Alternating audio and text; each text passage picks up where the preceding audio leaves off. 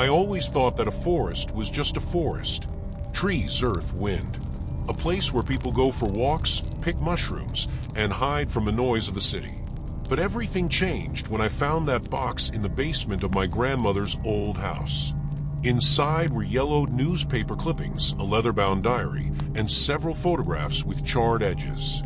All the pictures showed the same forest, a dense wall of pine trees propping up the low gray sky. The signature on the back of one of them read, "The last photo of Harrison's band. July 1983 inch." The diary belonged to a man named Thomas Reed. He wrote in short, terse sentences as if he was saving ink or was afraid of being read. Day 3. Jack broke his leg when he tripped over a root. We can't go any further. We hear voices at night. Not human.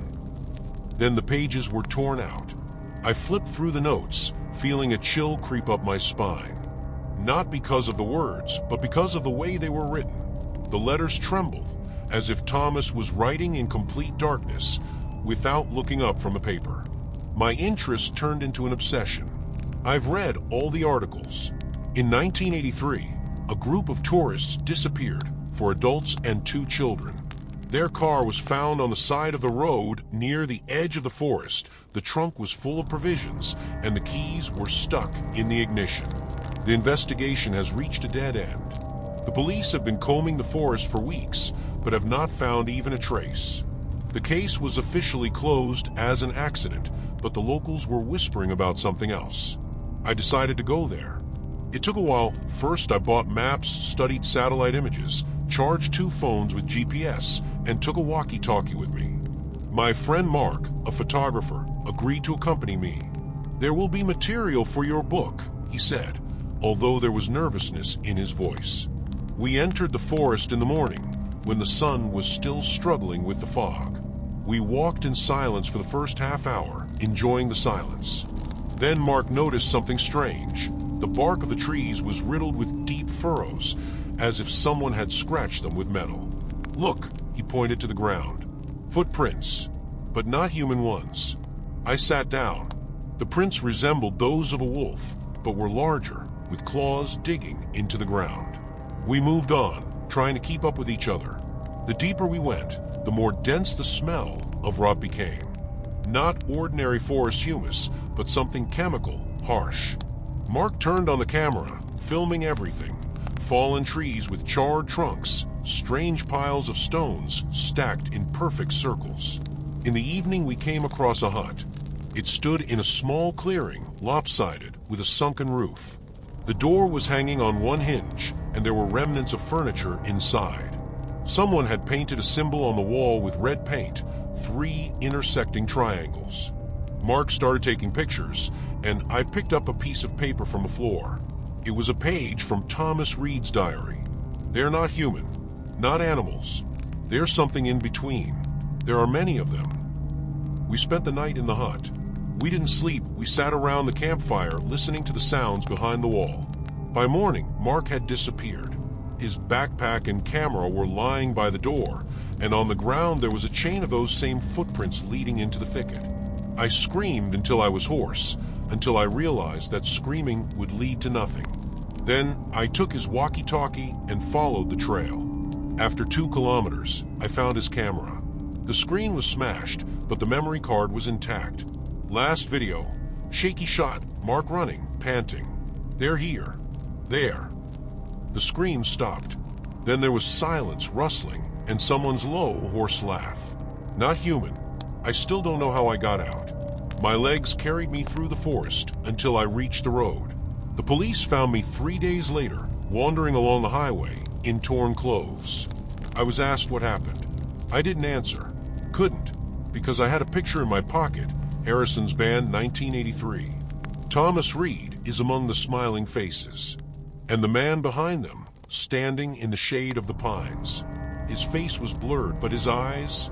I saw those eyes in Mark's video. I'm writing this in my apartment right now, with all the windows closed. They're here. Not in the woods. Not outside. They've always been here. Listen up. Do you hear? That sound is behind the wall. Quiet. Like nails scratching wood that I haven't slept in 3 days. Could not. Every time I closed my eyes, I heard this sound, a scratching sound like claws running on concrete. At first I thought it was rats, but the rats don't knock on the door. They don't stop when you turn on the light. They do not leave footprints on the floor that lead not from the entrance, but from the bathroom. I started checking the walls.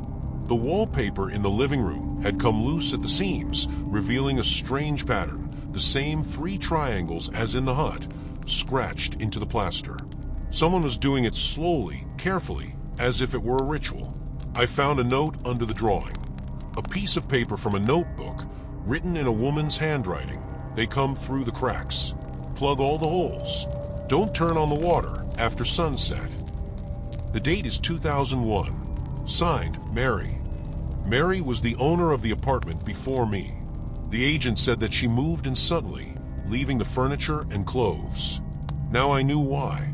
On the 4th night, the sounds got louder. I was sitting in the kitchen, clutching a knife, and watching a shadow move under the bathroom door. Not human. It's too long, too long. It's prickly. Then a voice rang out. Not a word, but a squeal that turns into a rattle, as if someone was strangling a cat and was scratching the glass. I turned on the light in the hallway. The shadow was gone. There are scratches on the floor, leading to ventilation. In the morning, I went to the archive. Mary Grayson, 38, disappeared in 2001. Her husband, Jonathan, stated that she had gone to the store and had not returned. But there was a note in the reports. The neighbors claimed that they heard screams from the apartment a week before the disappearance. The check did not reveal any violations.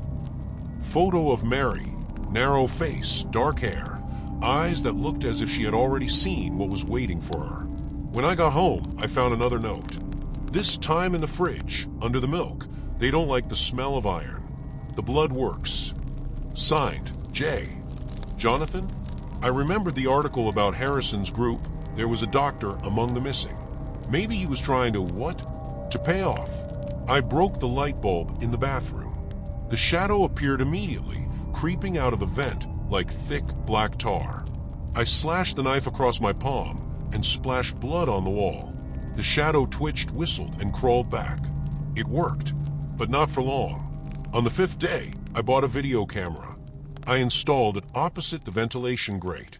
At night, the screen showed this.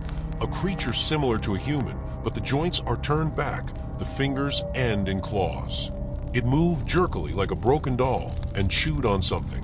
What's left of Mary? Her hair was sticking out of his teeth. I pulled the camera out of the socket.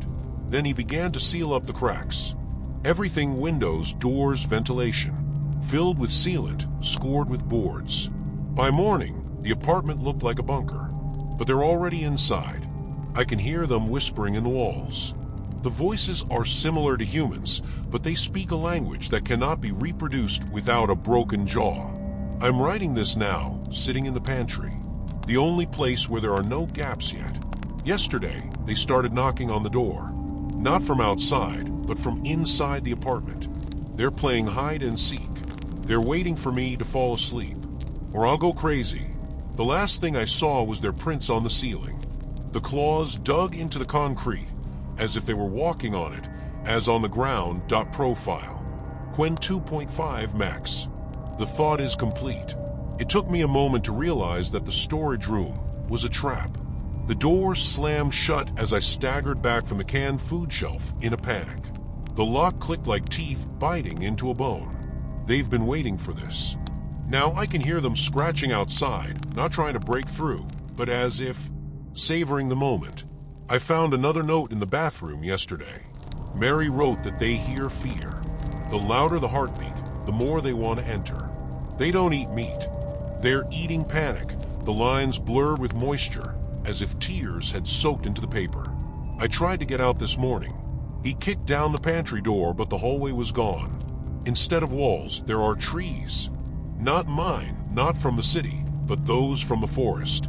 Roots were crawling out of the floor, wrapping around my ankles. I screamed, and the echo came back in Mark's voice. Run. They're in the walls. Then everything disappeared. I'm back in the apartment, but now I know it's not my space. They're playing with me like a cat with a mouse, rearranging reality.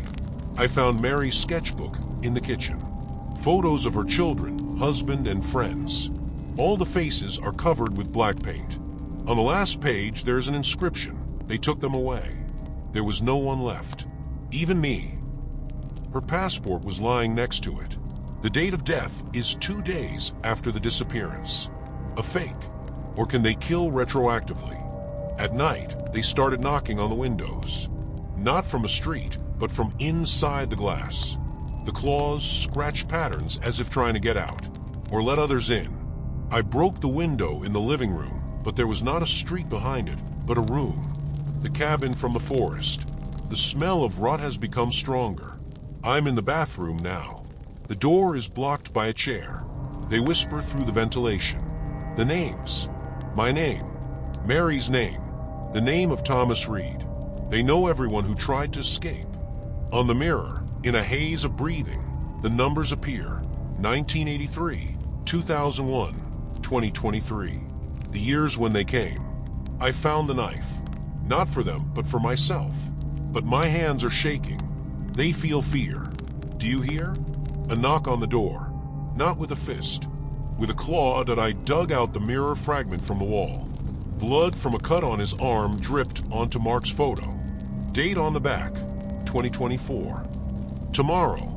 Detective Rivera hasn't returned my calls. Her colleague, a young officer with a face that had not seen sleepless nights, said that Mary Grayson's case was closed. She's gone. It happens. I slammed down the phone. They don't believe it until they see the corpse. Or until the corpse sees them. At noon, I went to the hardware store. I bought a welding machine, bags of cement, metal sheets. The salesman asked if I was drowning in the basement. I laughed. He didn't get the joke. When he returned, he began to seal up the ventilation.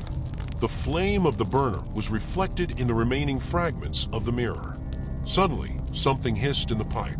Not like a snake, but like water trapped in a hot frying pan. I looked into the hole. She was there, emptiness. Not the one in the walls, but the absolute one. It was like I was looking into the eye socket of a skull. They came in through the plumbing at night. At first, the taps trembled, then black sludge with the smell of forest rot poured out of them. I turned off the valves, but the liquid was seeping through the seams of the pipes. A puddle had formed in the kitchen, which was slowly creeping towards the door. It reflected shadows, not mine. I turned on the stove and threw a match into the puddle. It flared up so much that it singed my eyebrows. The fire burned blue like gas and was in no hurry to go out. When the flames subsided, charred footprints remained on the floor, the same claw marks. In the morning, I went to a neighbor's house. Old man Joel, a veteran who has lived here since the 90s. He opened the door with a gun in his hand. When he heard about Mary, he nodded. She was knocking on my door, he said, without lowering his weapon. That night, she asked for help. But I didn't let you in. Why? She didn't have eyes, just holes. And the voice, not hers. He showed me the diary.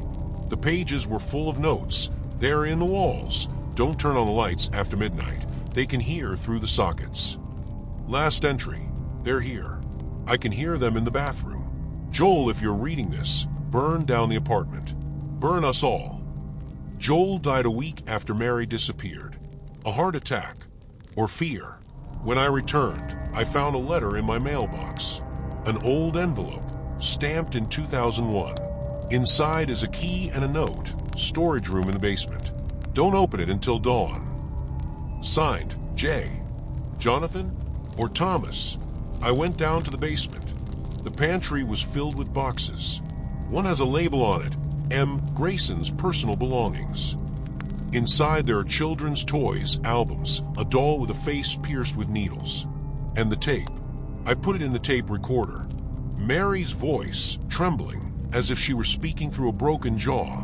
They don't kill right away. They're rebuilding it. Bones, muscles, vocal cords. You will become one of them. But if you break the chain... The voice turned into a rasp, then the sound of tearing flesh. I'm sitting on the floor right now, clutching the key. There's silence outside the door. They're waiting. They know that I know the key smelled of rust. I inserted it into the lock of the pantry. The door opened with a soft creak, as if it hadn't been oiled in a long time. Inside was a metal box that looked like a safe, but without a dial. There are cut-out triangles on the lid, the same ones. There was a hammer and chisel nearby. I figured it out. Jonathan Grayson, Mary's husband, worked as an engineer at a local power plant. In 2001, he was found dead in a garage. Suicide. Now I knew what he had left. Opening the drawer, I found a stack of documents and a tape. His voice is on the tape. They are not from a forest. They're one of us. Out of fear, which we have been accumulating for years. Mary realized it too late. They feed on it, rebuild the body so that it can withstand transformation. I tried to stop them, lock it up, but they're already inside the walls, in the sockets, in the pipes. They are us. The documents were calculations, formulas, graphs, building diagrams. On the last page is a list of names: Thomas Reed, Harrison's band Mary, and mine. Next to the date, tomorrow. I ran out of the basement. The stairs suddenly became longer. The steps turned into tree roots.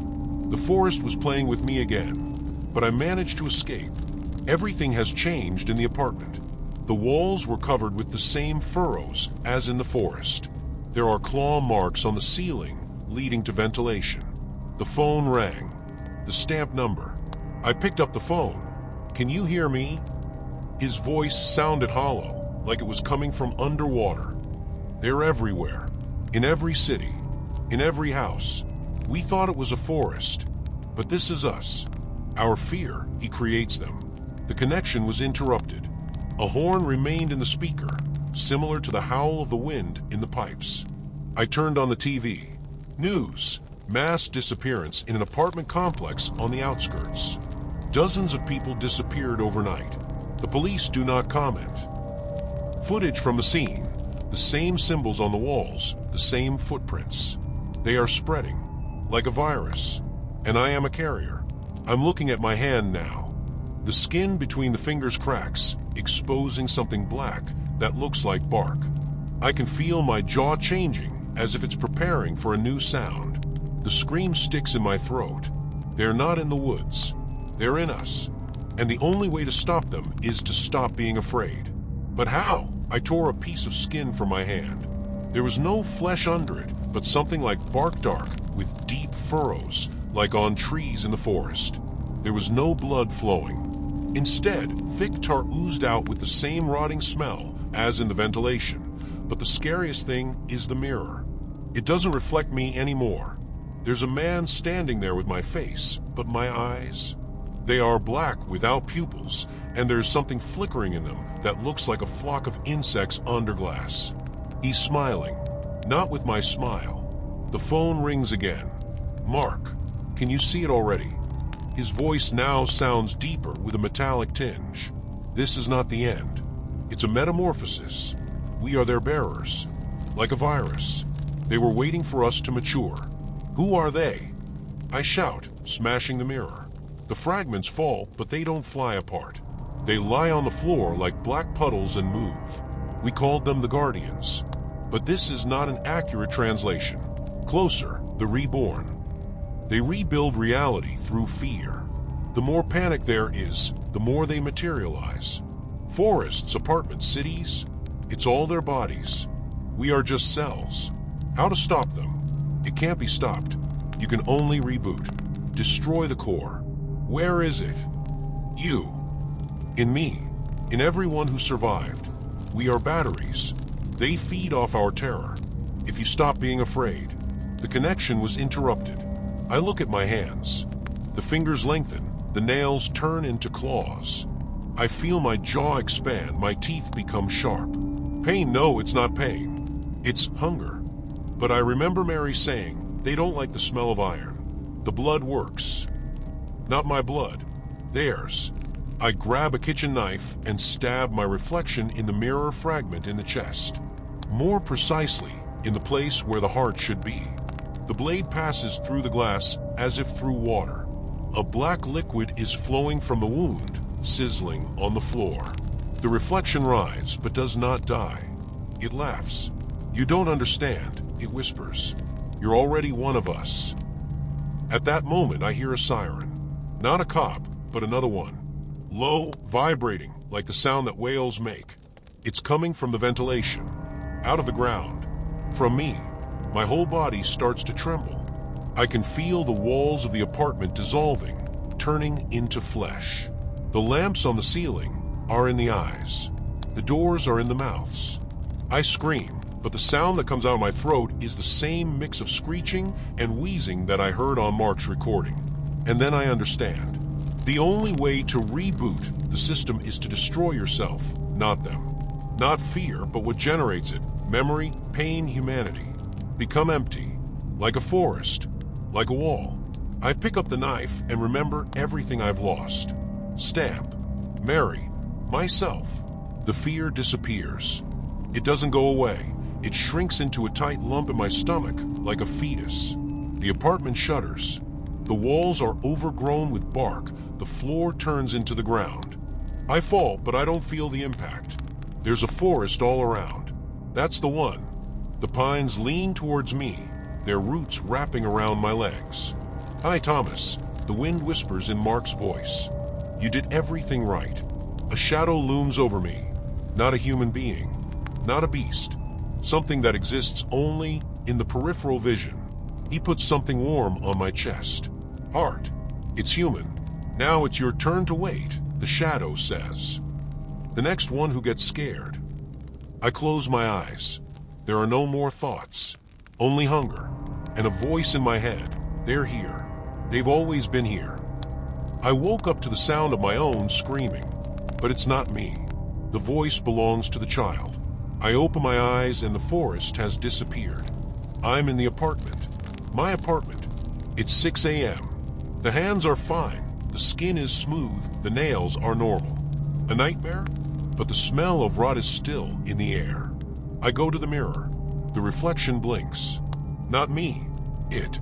Black eyes. A smile full of sharp teeth. Welcome back. It whispers against my lips. The phone vibrates.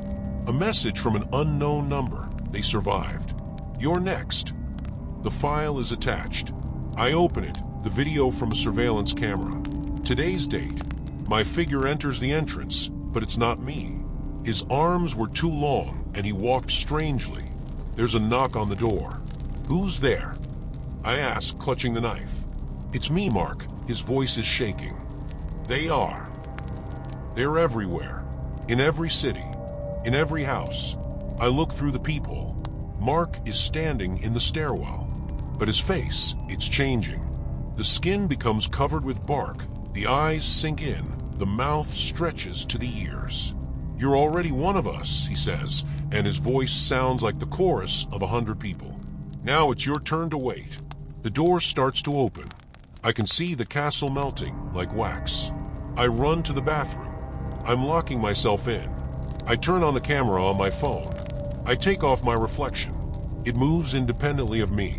He winks and gives me the middle finger. Then he writes on the mirror in blood. They are here. They've always been here. I can hear bones crunching in the hallway. Lots of bones. But now I know the truth. It's not an infection, not an invasion. It's a choice. Everyone who experiences fear becomes part of the system. Feeds it, expands it. I'm shooting the last video. I point the camera at my reflection. I say, trying not to tremble, if you see it, run away. Not from them, from myself. While you still can. I send videos to all social networks, to the mail of news channels. Then I smash the phone. The bathroom door cracks. Roots grow in the cracks. I'm smiling. Not because I want to, because I have to.